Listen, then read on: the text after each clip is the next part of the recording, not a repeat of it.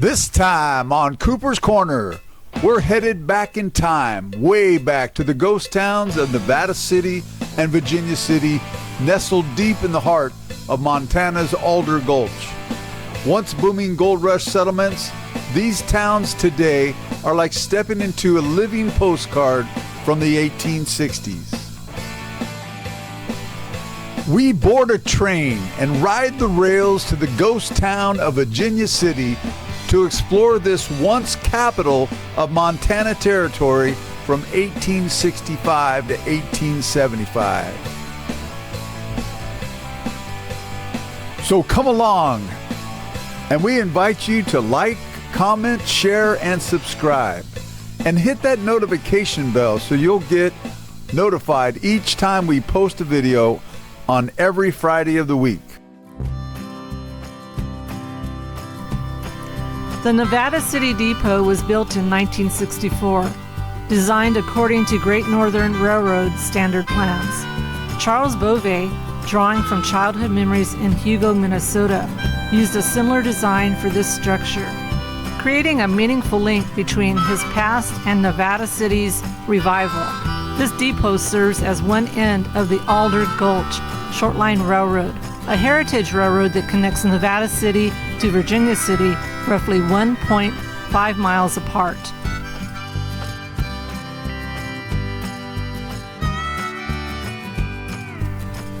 A historical marker in Virginia City, part of the broader heritage and symbol that includes Nevada City, offers key insights. The marker commemorates a collection of railroad equipment assembled by the Beauvais family, which ended up at Nevada City.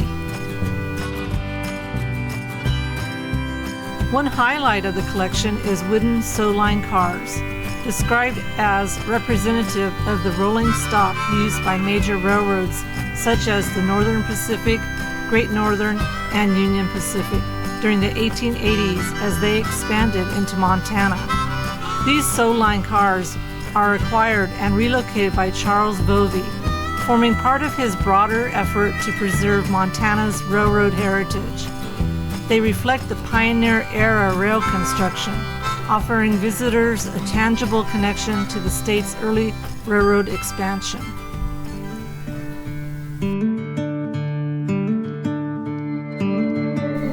Inside the Nevada City train depot, built by preservationist Charles Beauvais in 1964, you'll find more than just timetables and ticket counters. This charming little structure also houses a small but rich history museum dedicated to the local rail heritage and the broader story of Nevada City and Virginia City, from the gold rush days of the 1860s all the way to modern preservation efforts.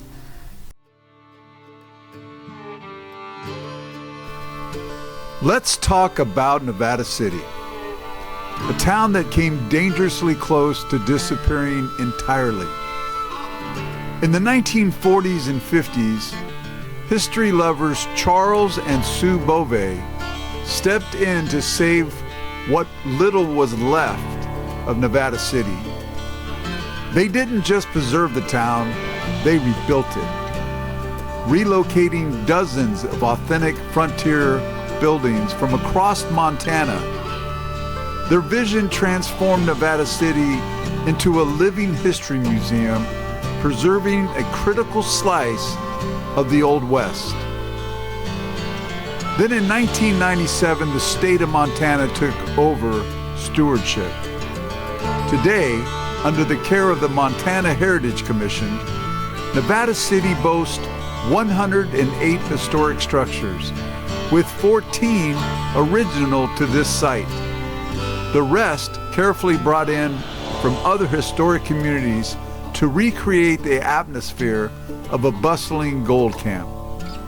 Virginia City, just a mile away, was once the capital of the Montana Territory and still holds on to its wild past with original boardwalks, preserved saloons, and even a working short line train that connects the two towns.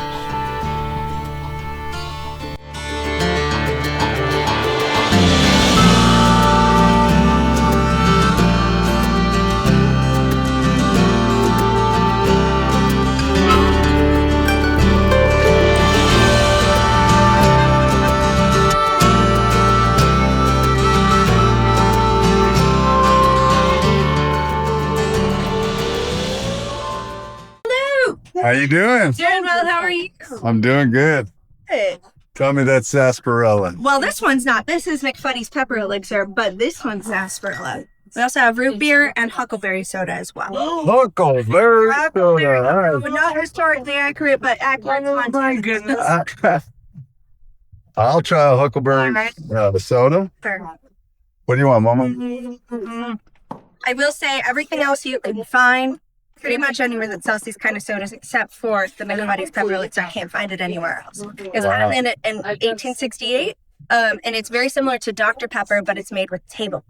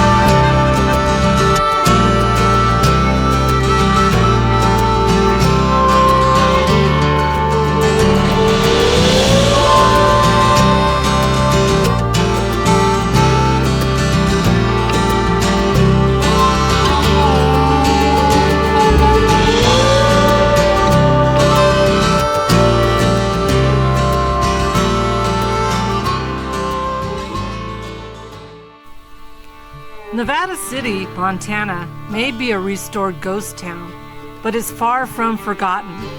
Today, it's a must-see destination, especially for anyone fascinated by the Old West, frontier life, or Montana's gold rush history. In fact, Nevada City contains one of the largest collections of Western artifacts in the country, second only to the Smithsonian Institution. Over the course of several decades, Charles and Sue Bovee painstakingly collected not just historic buildings, but an enormous array of furnishings, tools, musical machines, and everyday items from the late 1800s to early 1900s. These artifacts weren't just stored, they were woven into a recreated streetscape, creating an immersive, walkable museum that captures what life looked and felt like during Montana's frontier boom. We were absolutely amazed by the sheer number and authenticity of the artifacts on display. From antique stoves to player pianos, from Victorian chairs to hand-forged mining tools, it truly felt like we'd stepped back in time.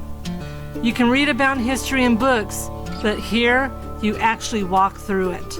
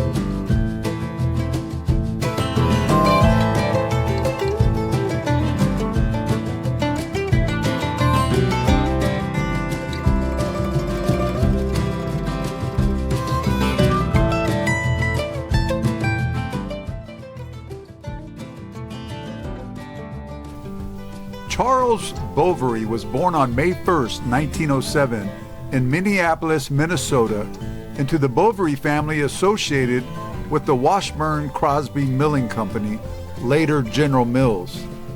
He later moved to Great Falls, Montana in 1926 to work for the Royal Milling, eventually becoming a successful rancher with multiple properties. In 1933, he married Rachel Sue Ford, the granddaughter of an early Montana cattle rancher. This partnership laid the foundation for their shared vision in historic preservation. Charles first exhibited his preservationist spirit by rescuing the Sullivan saddlery from Fort Benton.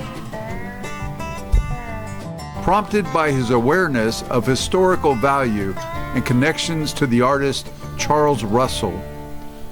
In 1941, he launched Old Town at the Great Falls Fairgrounds and recreated Frontier Street displays filled with authentic buildings, furnishings, and artifacts gathered from across Montana. In 1944, the couple helped found the Historic Landmark Society of Montana, a nonprofit dedicated to saving endangered historic sites, using both membership funds and Charles's own resources to purchase the preserved structures. That same year, they visited Virginia City, then crumbling and near desertion, and embarked on a mission to preserve it.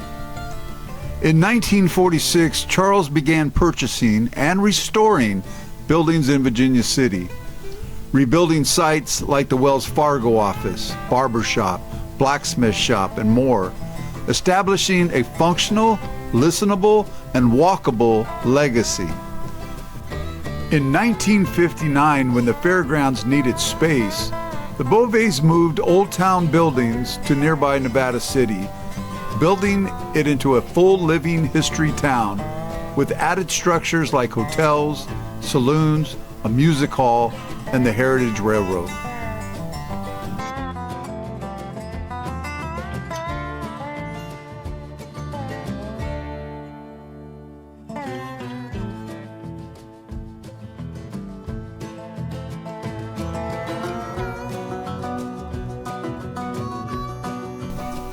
A key passion of Charles was automated musical instruments.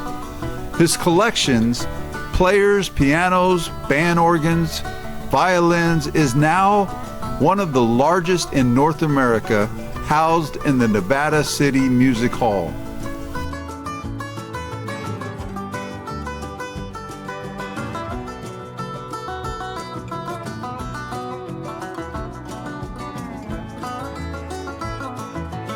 Following Charles's death in 1978, Sue and their son, Ford Bove, continued operations until 1997, when Ford sold the properties to the state of Montana, leading to the formation of the Montana Heritage Commission to manage the towns as a living history site.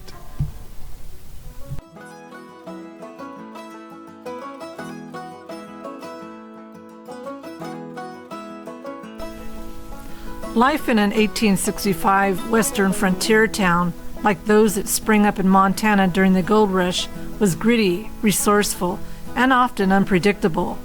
Towns revolved around survival, labor, and carving out a future in an often lawless, rugged environment.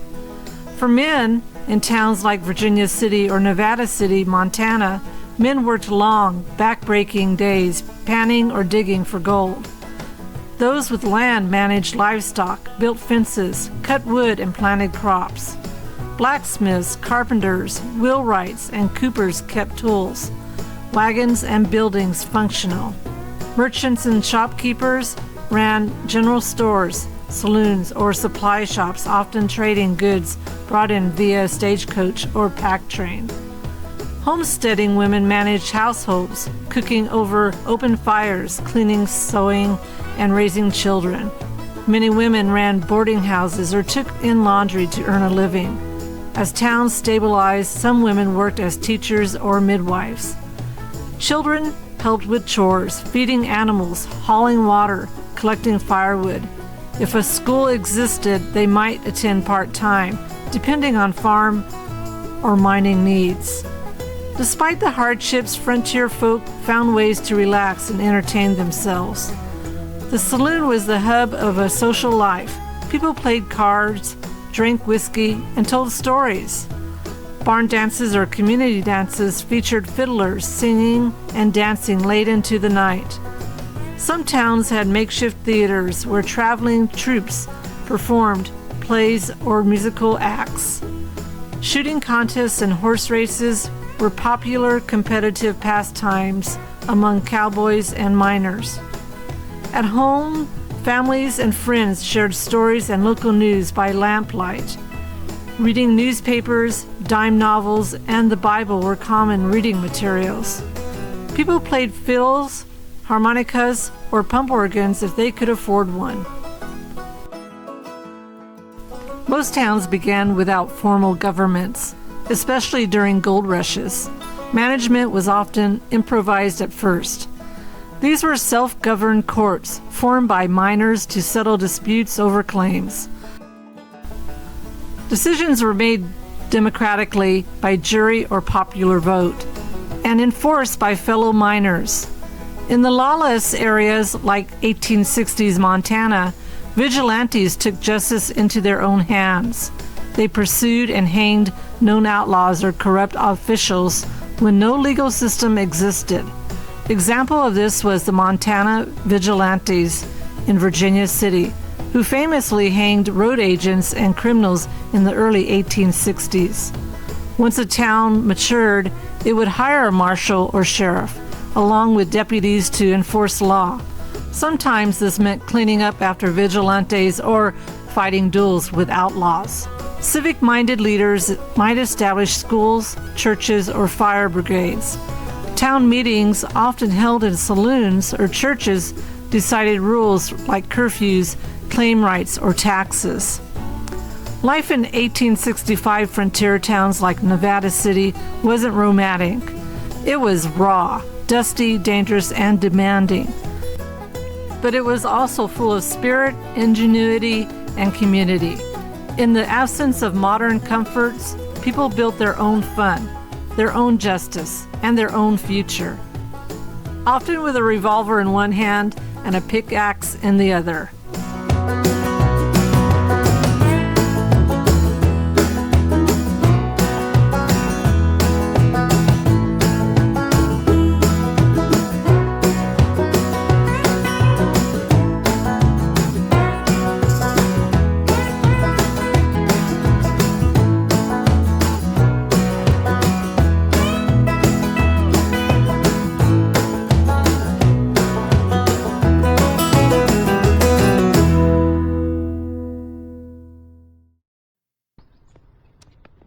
Whew. Virginia City. Awesome. So we just kind of went through it. It is really cool. Tourist, but I think the biggest thing here is the amount of artifacts that they have. They say that Virginia City is second only to the Smithsonian Institute. And I'll be honest, I think the layout and the closeness and being able to see it in its environment is probably better than Smithsonian. Yeah.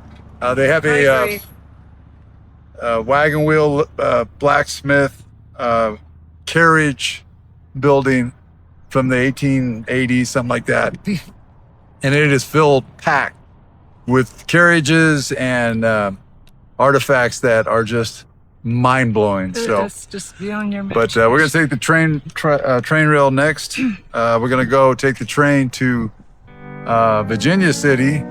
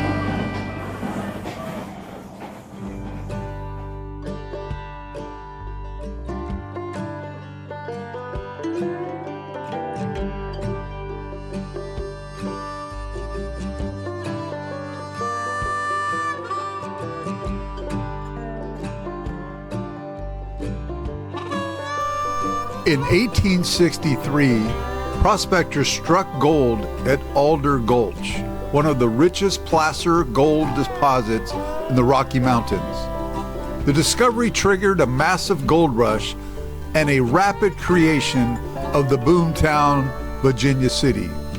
Within weeks, thousands of miners flooded the area. The town quickly grew with saloons, general stores, hotels, and blacksmiths. Virginia City became the capital of the Montana Territory in 1865, serving as a hub for politics and trade. Virginia City, Montana is one of the best preserved and most authentic gold rush towns in the American West. It also offers a living glimpse into the frontier life thanks to a remarkable effort to save it from decay. At its peak, it was one of the most populated cities in the inland Northwest, with tens of thousands of miners, merchants, gamblers, and settlers.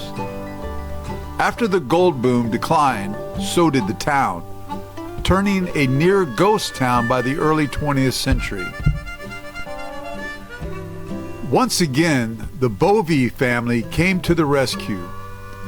In the 1940s, many of the Virginia City historic buildings were falling apart or being salvaged for wood.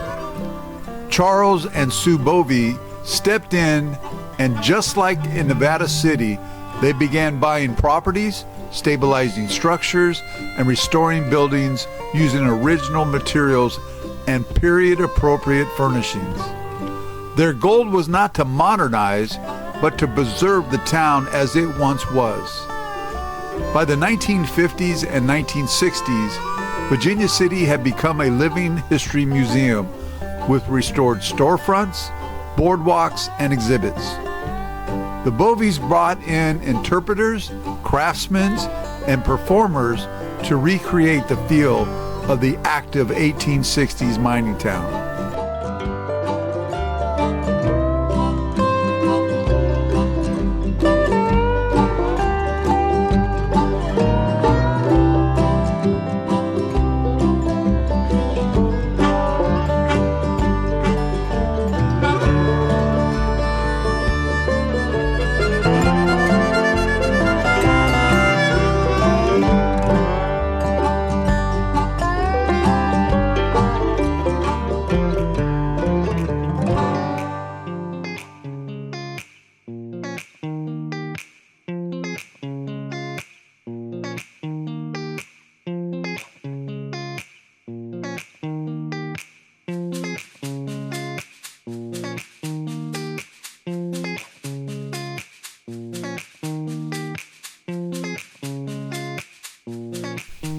On April 23, 1997, the Montana legislature approved the purchase of Virginia City and nearby Nevada City from the Bovee family in one package purchase for $6.5 million. The total package totals over 250 buildings and lots, thousands of artifacts, and secures the story for future generations to come.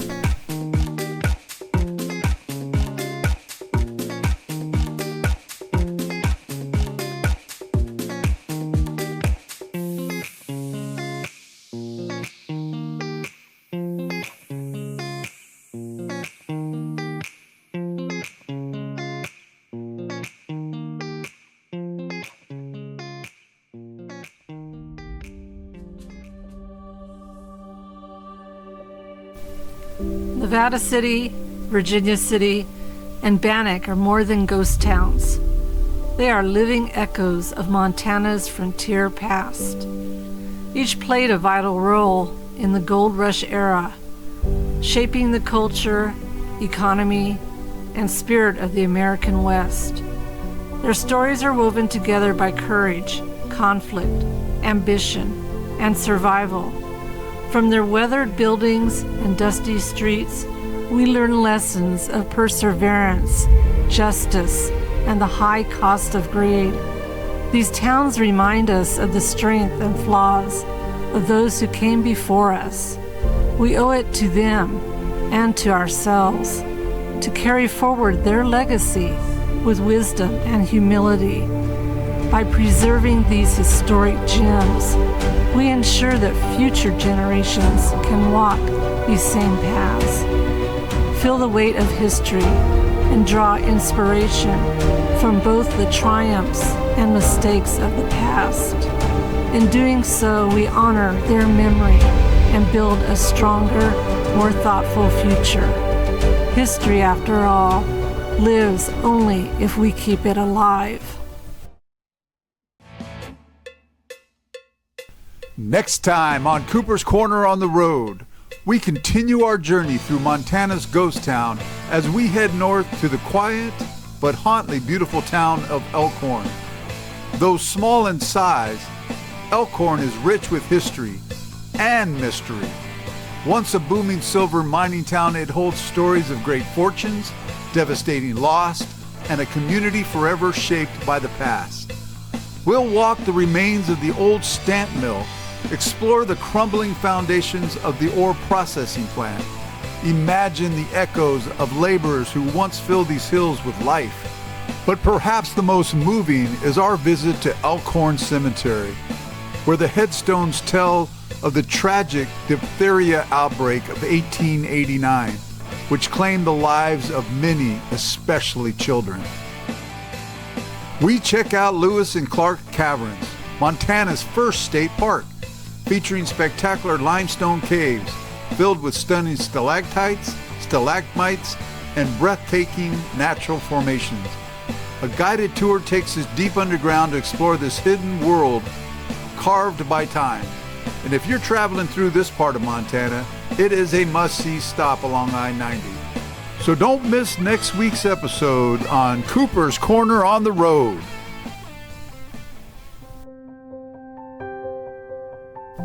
The scripture of the week comes from 1 Corinthians 13, 4 through 7. Love is patient. Love is kind. It does not envy. It does not boast. It is not proud. It does not dishonor others. It is not self-seeking. It is not easily angered. It keeps no record of wrongs. Love does not delight in evil, but rejoices with the truth. It always protects, always trusts, always hopes, and always perseveres. The chapter ends in verse 13, and it says, "And now these three things remain, faith, hope, and love. But the greatest of these is love."